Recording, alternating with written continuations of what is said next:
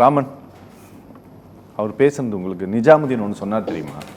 நீங்கள் அதை பேசும்போதே நான் அதை குறிப்பிடலான்ட்டு நினச்சேன். பட் அவர் கரெக்டாக சொல்லிட்டாரு.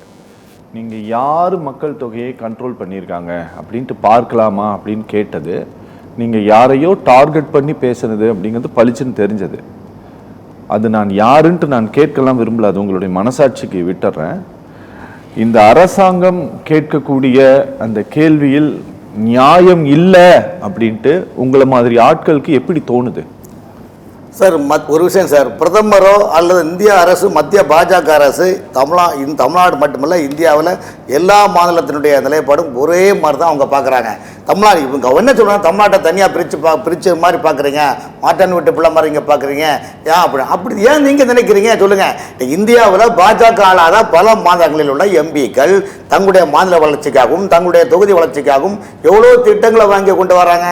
நீங்கள் 2014 இன்னைக்கு வரைக்கும் தமிழ்நாட்டில் திமுகவில் வெற்றி பெற்ற எம்பிக்கள் யாராவது இந்த மாநில வளர்ச்சிக்காகவோ அல்லது உங்களுக்கு ஓட்டு போட்ட மக்களின் வளர்ச்சிக்காக இதாக சொல்கிறீங்களா? இல்லை, எப்போ பார்த்தாலும் தேச வளர்ச்சிக்காகவும் தேச விரோதமான கருத்துக்களை சொல்லி தினசரி ஒரு சண்டை, தினசரி ஒரு பிரச்சனை. இன்னைக்கு பாருங்க, தர்மேந்திர பிரதான் என்ன சொன்னார்?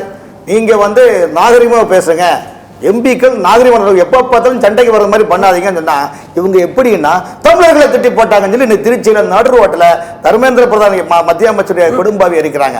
அப்போ என்ன அர்த்தம்? நீங்களே சட்டத்தை கையெடுத்து ஆளுங்கட்சியாக இருக்கக்கூடிய நீங்களே சட்டத்தை கையெடுத்து தமிழ்நாட்டு மக்களுக்கு மக்கள்கிட்ட தப்பான கருத்துக்களை சொல்லி மத்திய அரசு ஏதோ இந்தியா பாகிஸ்தான் போலையும் இந்தியா ஆப்கானிஸ்தான் மாதிரி ஒரு நிலைப்பாடு உருவாக்கக்கூடாது என்பதை மத்திய அரசு விரும்புகின்றது. இத்தகைய கருத்தில் கொண்டு தான் தர்மேந்திர பிரதான் எம்பி சொன்னார், நாகரிகமாக பேசுங்க, பேசக்கூடிய அளவுகோல் இருக்குது, இதெல்லாம் மாரி பேசினா இப்படி தான் உங்களுடைய நாகரிகமாக கேட்கும்போது அதில் என்ன தப்பு இருக்குது? அப்போ நீங்கள் பேசிட்டே இருப்பீங்க, நீங்கள் ஒரு முறை சொல்லிட்டே இருப்பீங்க. நீங்கள் இதுவரைக்கும் நாடாளுமன்றத்தில் பேசக்கூடிய தமிழ்நாட்டு எம்பிக்கள் யாராவது தமிழகத்தினுடைய வளர்ச்சி திட்டங்களை பற்றி ஏதாவது பேசிக்காங்க? இல்லை, முழுக்க அறிவாலயத்தினுடைய ஒரு பெரிய பாடுறதும் பேசுறதும் மக்களுக்கு மக்களுக்கு நல்ல கருத்துக்களை சொல்லுங்க தான் அங்கே கேட்குறோம். நீங்கள் இருமொழி கல்வியை நீங்கள் சொல்லக்கூடியவங்க, நீங்கள் நடத்த பள்ளிக்கூடத்தில் 4 மொழி 5 மொழி இதுக்கு நீங்கள் வைக்கிறீங்க, அதையும் இழுத்து மூடுங்க. தமிழ்நாடு அரசு உத்தரவு, இன்று முதல் நாங்கள் தனியார் பள்ளிக்கூடத்திலோ அல்லது அரசு பள்ளிக்கூடத்தில் இனிமேல் இருமொழி கொள்கையை நாங்கள் அமலுக்கு கொண்டு வரோம். அந்த உத்தரவு போட்டு போங்களேன். ஏன் உங்களுக்கு வலிக்குது? காரணம் என்ன? அது இந்த மும்மொழி கொள்கை என்ற திட்டத்தை நடத்தலாம். நீங்கள் தனியார் பள்ளிக்கூடங்கள் எல்லாம் திமுக அமைச்சர்கள் எல்லாம் அவங்க நடத்துறாங்க, திமுக பிரதிநிதி பிரமுகர் நடத்துறாங்க. அப்ப மக்கள் அரசாங்க பள்ளிக்கூடத்தில் மக்கள் எப்படி எல்லாம் போறாங்க, எப்படின்னா ஒரே ஒரு நிமிஷம் இல்லைங்க. நீங்க இங்க இருக்கக்கூடிய எந்த இங்க தமிழ்நாட்டில் இருக்கக்கூடிய கேந்திரிய வித்யாலயம் எல்லாம் PM ஸ்ரீ ஸ்கூலுக்குள்ள ஆட்டோமேட்டிக்கா போயிருது, சரிங்களா? ஆட்டோமேட்டிக்கா போயிடுச்சு. இங்க ஒரு ஸ்கூல்ல கூட தமிழ் சொல்லி கொடுக்கலன்ட்டு இங்க இருந்து ஒரு குரல் எழும்பியவுடன் அவசரமாக நீங்க கான்ட்ராக்ட் அடிப்படையில் ஹிந்தி டீச்சர்ஸ் எடுக்கிறதுக்கான கால் ஃபார் நீங்க இப்ப பண்ணியிருக்கிறீங்க. ஹிந்தி டீச்சர்ஸ் கேந்திரிய வித்யாலயாவுக்கு இப்ப கூட பர்மனன்ட் டீச்சர்ஸ் எடுக்கிறது கிடையாது. இப்ப கூட ஒப்பந்த அடிப்படையில் தான் ஆள் எடுத்துட்டு இருக்காங்க. நீங்களே அதான் பண்றீங்க. இவ்வளவு நாள் செய்யல. இல்ல, இதே கேள்வியை நீங்க தமிழ் அரசு கேட்க முடியுமா? இல்ல, பல்கலைக்கழகங்களிலும் மாநிலத்தினுடைய அரசாங்க பள்ளிக்கூடத்தோட பகுதி நேர ஆசிரியர்களை அவங்க நியமிக்கிறாங்க. இது என்ன அர்த்தம்? பகுதி நேர ஆசிரியர்கள் எந்த அளவுக்கு பணம் எடுப்பாங்க சொல்லுங்க?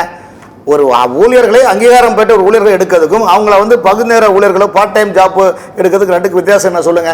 அதனால இவங்க முழுக்க மத்திய அரசு குறை சொல்ல வேண்டும். சரியா வந்துட்டீங்க. இப்போ இங்கேயாச்சும் டீச்சர்ஸ் ரெக்ரூட்மெண்ட் போர்டு இருக்குது சார், நெட் எக்ஸாம் இருக்கு, ஸ்லெட் எக்ஸாம் இருக்குது, இது எல்லாமே இவங்களுக்கு இருக்குதுன்னு.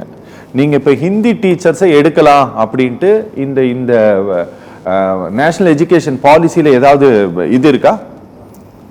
3ஆம் மொழி பாடம் சொல்லி கொடுக்கக்கூடிய ஆசிரியர்களை எடுத்தா அவங்களுக்கு சம்பளம் கொடுக்கலாம். மாநில அரசு கொடுக்கணுமா, மத்திய அரசு கொடுக்கணுமா, அதனுடைய பங்களிப்பு என்னன்னு ஏதாவது ஃப்ரேம் பண்ணிருக்காங்களா? அப்படி கிடையாது. இல்ல ஃப்ரேம் பண்ணிருக்காங்களா? அப்படி கிடையாது, எதுவுமே இல்ல. அப்படி கிடையாது. இப்ப நீங்க அதே நவோதயா பள்ளிக்கூடம் மத்திய அரசு சும்மா தானே கொண்டு வரது, மாவட்டத்துக்கு பண்றோம் சொல்ல, ஏன் திமுக அரசு தடுக்குது? ஏன்னா நீங்க நடத்துற தனியார் பள்ளிக்கூடங்களுக்கு காசு போயிடும், வருமானம் குறையும் தானே நீங்க பண்றீங்க சொல்லுங்க. சரி, நல்லது.